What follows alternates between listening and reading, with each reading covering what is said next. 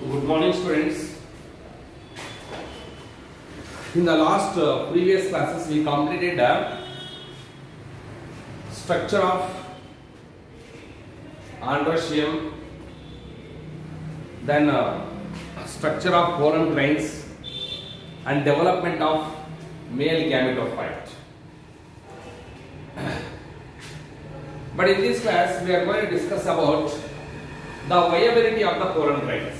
Viability of the pollen grains. Viability of pollen grains.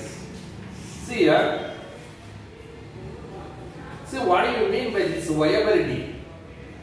Capacity, ability. Okay, pollen grain. Here, viability means capacity, potentiality, ability, capability. Viability of pollen grains means it is the ability from where the pollen grains are remain functionally active. Okay. What is viability of pollen grains? It is the ability or the capacity where the pollen grains are in the time or it is a period. It is a period. Avadhi. It is a period where the pollen grains remain functionally active, were called as this viability of the pollen grains.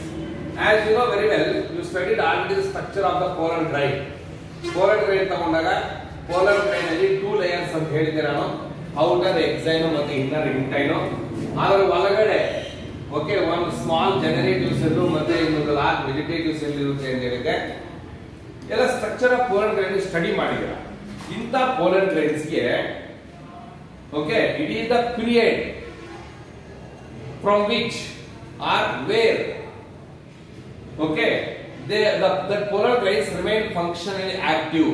That period is called the viability of the pollen grains ಅಂತ ಕರೀತೀವಿ. ಇವಾಗ ಬೇರೆ ಬೇರೆ plants ಅಲ್ಲಿ ನೀವು pollen grains ನೋಡ್ತೀರಾ. ಕೆಲವು pollen grains grow ಅವು ಏನಾಗುತ್ತೆ ಫಂಕ್ಷನಲಿ ಆಕ್ಟಿವ್ ಆಗಿರುತ್ತೆ. ಕೆಲವು ಬೇಗ ಫಂಕ್ಷನಲಿ ಆಕ್ಟಿವ್ ಆಗಿರೋದಿಲ್ಲ. ಬೇಗ ಅದು ಏನಾಗುತ್ತೆ ಸ್ಟೆರಿಲಿಟಿ ಬಂದ್ಬಿಡುತ್ತೆ, ಇನ್ಆಕ್ಟಿವ್ ಸ್ಟೇಟ್ ಬಂದ್ಬಿಡುತ್ತೆ. ಸೊ ಆಕ್ಟಿವ್ ಆಗಿರ್ಬೇಕು.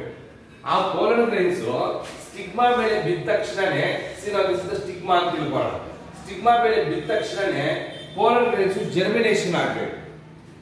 ಪೋಲನ್ ಗ್ರೈನ್ಸ್ ಜರ್ಮಿನೇಟ್ ಆಗಬೇಕು. ಸ್ಟಿಗ್ಮಾ ಮೇಲೆ ಆಫ್ಟರ್ ಪಾಲಿನೇಷನ್ ಆಗೋದ್ಮೇಲೆ ಆದ್ಮೇಲೆ ಪೋಲನ್ ಗ್ರೈನ್ಸ್ ಆಂತರಿಂದ ಸ್ಟಿಗ್ಮಾ ಮೇಲ್ಗಡೆಗೆ ಟ್ರಾನ್ಸ್ಫರ್ ಆದ್ಮೇಲೆ ಅಂದ್ರೆ ಪಾಲಿನೇಷನ್ ಅಂತ ಕರೀತೀವಿ. ಪಾಲಿನೇಷನ್ ಆದ್ಮೇಲೆ ಈ ಪೋಲನ್ ಗ್ರೈನ್ಸ್ ಜರ್ಮಿನೇಟ್ ಆಗುತ್ತಲ್ವಾ. ಓಕೆ, ಪೋಲನ್ ಟ್ಯೂಬ್ ಅನ್ನ ಡೆವಲಪ್ಮೆಂಟ್ ಮಾಡೋದು, ಡೆವಲಪ್ಮೆಂಟ್ ಆಫ್ ಮೇಲ್ ಗ್ಯಾಮೆಟೋಫೈಟ್. ಯಾವಾಗ ಪೋಲನ್ ಗ್ರೈನ್ಸ್ ಜರ್ಮಿನೇಟ್ ಆಗುತ್ತೋ ಆ ಪೀರಿಯಡ್ ನಾವು ವಯಬಿಲಿಟಿ ಅಂತ ಕರೀತೀವಿ. ಅಷ್ಟೇನೇನಿಲ್ಲ. See, let us will go for once again the definition of viability of the pollen grains. It is the period where the pollen grains remain functionally active, were called as viability of the pollen grains. It is the period where the pollen grains remain functionally active, were called as viability of the pollen grains. Okay, the period, it is the period where the pollen grains remain functionally active.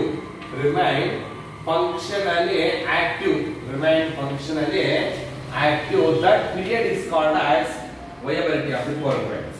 It is the period where the pollen grains remain functionally active, were called as viability of the pollen grains.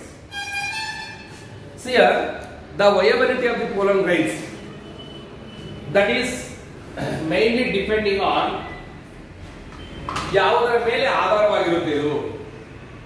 Okay, the viability of the pollen grains that mainly depends on the prevailing temperature and as well as humidity. Prevailing temperature and as well as humidity. ಈ point ಅನ್ನು ಚೆನ್ನಾಗಿ ಅರ್ಥ ಮಾಡ್ಕೊಳ್ಳಿ.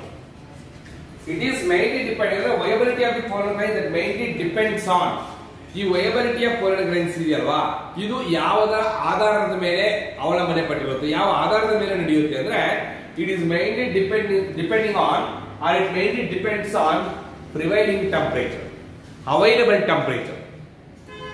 Temperature ಜಾಸ್ತಿ ಇರ್ಬೋದು, medium ಆಗಿರ್ಬೋದು, low temperature ಇರ್ಬೋದು, ಅದರ ಮೇಲೆ ಕೂಡ ಡಿಪೆಂಡ್ ಆಗುತ್ತೆ.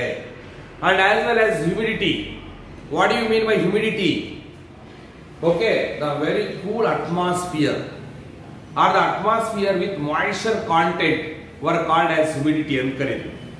ಇವತ್ತೇನು ವಾತಾವರಣ ಅಷ್ಟು ಬಿಸಿಲಿಲ್ಲ, ಅಷ್ಟು ಕೋಲ್ಡ್ ಇಲ್ಲ, ಒಂಥರ that is cold atmosphere, that is called humidity ಅಂತ ಕರೀತೀವಿ. ಓಕೆ, ಅದರ ಮೇಲೆ ಡಿಪೆಂಡ್ ಆಗುತ್ತೆ. The viability of the polar grains that mainly depends on the prevailing temperature and as well as humidity. ಹಾಗಾದ್ರೆ let us see the polar viability of different plants, different plant groups ನೋಡೋಣ. ಇಲ್ಲಿ ತಗೊಂಡಾಗ see here, if you take some plants like in some what the cereals like rice, in some cereals like rice and as well as wheat. Okay, rice alli matte wheat anta tagondhaga, if you take some cereal plants like rice and as well as wheat, the pollen grains viability, the viability of pollen grains, okay, that remain within 30 minutes of their release. 30 ನಿಮಿಷದ ಅಷ್ಟು ಮಾತ್ರ ಇರುತ್ತೆ ಅಷ್ಟೇ. 30 minutes of their release. ಅವು release ಆದಮೇಲೆ paddy plant ಇಂದ, ಮತ್ತೆ paddy ಅಂದ್ರೆ ಭತ್ತ, ವೀಟ್ ಅಂದ್ರೆ ಗೋಧಿ, ಅದರಿಂದ ಪೋಲಾರ್ ಗ್ರೈನ್ಸ್ ರಿಲೀಸ್ ಆದ್ಮೇಲೆ they lose their viability within 30 minutes of their release. ನೋಡಿ, ಇದೊಂದು example. In some cereal plants like rice and as well as wheat, okay, they lose this polar viability within 30 minutes of their release. First point artha idu ansutte. Okay, in some cereal plants like rice and wheat, ನೀವು paddy plant ನೋಡಿದಿರಲ್ವಾ, ಗೋಧಿ ನೋಡಿಲ್ಲ, ಅದನ್ನು paddy ನೋಡಿದಿರಲ್ವಾ, ಆ paddy plant ಎಲ್ಲ ತೆನೆ ಬಿಡ್ತಾ ಇರುತ್ತೆ ನೋಡಿ. ಬಿಡಬೇಕಾದ್ರೆ ಈ ಪೋಲಾರ್ ಗ್ರೈನ್ಸ್ ಇರುತ್ತೆ, ಪರಾಗ ರೇಣುಗಳು ಇರುತ್ತೆ. ಆ ಪರಾಗ ರೇಣುಗಳು ರಿಲೀಸ್ ಆಗೋದ್ಮೇಲೆ 30 ನಿಮಿಷದವರೆಗೂ ಮಾತ್ರ ಅದಕ್ಕೆ ವಯಬಿಲಿಟಿ ಇರುತ್ತೆ. They remain functionally active. 30 ನಿಮಿಷ ಆಗೋಯ್ತು ಅಂತ ತಿಳ್ಕೊಳ್ಳೆ, ದೇ ಲೂಸ್ ದೇರ್ ವಯಬಿಲಿಟಿ. ಅರ್ಥ ಇದಲ್ವಾ? In some cereals like rice and wheat, the polar viability remain within 30 minutes of their release. Okay, but if you take some other plant groups like Rosaceae, or you can take Leguminosae, or even you can take Solanaceae. ನೋಡಿ, ಈ plants ಅಂತ ತಗೊಳ್ಳಿ. ನಿಮ್ಗೆ ಈ ಸರಿ Solanaceae ಇದೆ, Leguminosae ಇದೆ, Fabaceae or Leguminosae ಇದೆ. ಕಡಲೆಕಾಯಿ, ಅಲಸಂದೆ, ತೊಗರಿ ಇವೆಲ್ಲ Leguminosae ಬರುತ್ತೆ. Solanaceae ಅಲ್ಲಿ ಬ್ರಿಂಜಾಲ್, ಟೊಮ್ಯಾಟೊ ಅವೆಲ್ಲ ಬರುತ್ತೆ.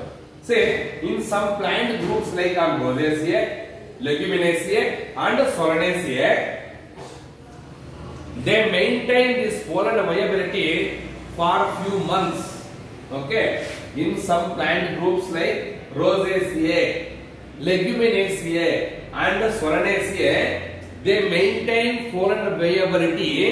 They maintain pollen viability or the viability of pollen grains up to for few months. They maintain pollen viability for a few months. Few months ವರೆಗೂ ಇರುತ್ತೆ pollen viability. ಸೊ ಅದರ ಅರ್ಥ ತಿಳ್ಕೊಳ್ಳಿ ಸರಿಯಾಗಿ. ಇವಾಗ ಯಾವುದೋ ಒಂದು ಲೆಗ್ಯುಮಿನೇಸಿ ಪ್ಲಾಂಟ್ ಇದೆ ಅಂತ ತಿಳ್ಕೊಳ್ಳೋಣ. ಫಾರ್ ಎಕ್ಸಾಂಪಲ್, ಕಡಲೆಕಾಯಿ ಗಿಡ ಇದೆ, okay, groundnut, okay, or Solanaceae ಇದೆ, ಟೊಮ್ಯಾಟೊ ಆರ್ ಬ್ರಿಂಜಾಲ್. ಇವಾಗ ಇದರಲ್ಲಿ you know the structure of what androecium ನೋಡಿ, ಇದು ಆಂತರ್. ಇದು ಈ ಆಂತರಿಂದ ಪೋಲನ್ ಗ್ರೈನ್ಸ್ ರಿಲೀಸ್ ಆಗಿ ಅದೇ ಪ್ಲಾಂಟ್ ಅಲ್ಲಿ ಇರತಕ್ಕಂತ ಸ್ಟಿಗ್ಮಾ ಮೇಲೆ ಬಿದ್ದ ಮೇಲೆ, ಅಂದ್ರೆ ಪಾಲಿನೇಷನ್ ಆದ್ಮೇಲೆ ಪೋಲನ್ ಗ್ರೈನ್ಸ್ ಆಂತರಿಂದ ಸ್ಟಿಗ್ಮಾ ಮೇಲೆ ಟ್ರಾನ್ಸ್ಫರ್ ಆದ್ಮೇಲೆ ಈ ಪೋಲನ್ ಗ್ರೈನ್ಸ್ ಹಂಗೆ ರಿಮೈನ್ ಫಂಕ್ಷನಲ್ ಆಗಿ ಆಕ್ಟಿವ್ ಆಗಿರುತ್ತೆ up to for few months. Sudden ಆಗಿ ಅದು ಮೇಲ್ ಗ್ಯಾವಿಟೋಫೈಟ್ ಅನ್ನು ಡೆವಲಪ್ ಮಾಡಬೇಕು ಅಂತ ಏನಿಲ್ಲ. That pollen grains remain functionally active for few months ವರೆಗೂ ಇರುತ್ತೆ ಅಂತ ಅರ್ಥ ಇದಲ್ವಾ? In some plant groups such as Rosaceae, Leguminosae and Solanaceae, the pollen grain, the viability of pollen grains remain functionally active for few months. So adu artha aaytu ansutte. So next one, if you go for the large number of species, if you take the large number of species, ಕೆಲವು examples ಕೊಟ್ಟಿದ್ದೀವಿ. ಇನ್ನು ಬಿಕ್ಕಿರ್ತಕ್ಕಂಥ ಎಲ್ಲ plant groups ಅಲ್ಲಿ in large number of species of plants, the pollen grains can be preserved by using the large number of species in which the pollen grains can be preserved in liquid nitrogen of about 196 degrees centigrade minus 196 degrees centigrade. Okay, in large number of species in large number of plant species in which the pollen grains preserved by using liquid nitrogen, by using the liquid nitrogen at about minus 196 degrees centigrade, that technique is called as cryopreservation technique. Now the technique is called as cryopreservation technique. Cryopreservation. ನೋಡಿ ಇಂತ question CET ಅಥವಾ neat ನಲ್ಲಿ ಅವರು ಸ್ವಲ್ಪ expose ಮಾಡ್ತಾರೆ. In some large number of species, the pollen grains can be preserved by using liquid nitrogen at about minus 196 degrees centigrade. By using liquid nitrogen were called as cryopreservation technique. And such pollen grains were used as a pollen banks. Anta pollen grains na cryopreservation technique ಇಂದ use ಮಾಡತಕ್ಕಂತ ಒಂದು pollen grains na the such pollen grains were used as pollen banks. ಇವನ್ನ pollen banks ತರ use ಮಾಡ್ತಾರೆ for several years, and used the pollen banks especially in plant breeding programs. Plant breeding programs ಅಲ್ಲಿ use ಮಾಡ್ತಾರೆ ಇವನ್ನ plant breeding programs. Plant breeding programs. ನಿಧಾನಕ್ಕೆ ಅರ್ಥ ಮಾಡ್ಕೊಳ್ಳಿ ಇದು. The pollen grains of large number of species such as Rosaceae, Leguminosae and Solanaceae, the pollen that members plants pollen grains should be preserved in liquid nitrogen at about minus 196 degrees centigrade. Okay, that technique is called the cryopreservation technique.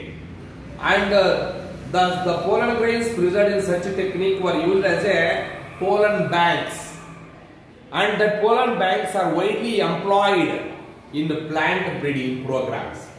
ಆ ರೀತಿಯಲ್ಲಿ pollen grains ಅನ್ನು ದಾಸ್ತಾನು ಮಾಡಿದ ಮೇಲೆ store ಮಾಡಿದ ಮೇಲೆ ಅಂತ ಒಂದು pollen grains ನಾವು pollen banks ಅಂತ ಕರೀಬಹುದು. ಆ pollen banks ನಾವು ಜನರಲ್ ಆಗಿ plant breeding programs ಅಲ್ಲಿ ಯೂಸ್ ಮಾಡ್ಕೊಂತಾರೆ. So that completes the viability of the pollen grains. It is very important for 2 marks and 3 marks question. What is the viability of the pollen grains? Okay, and write the importance of viability of pollen grains. Okay, thank you. We'll continue another class.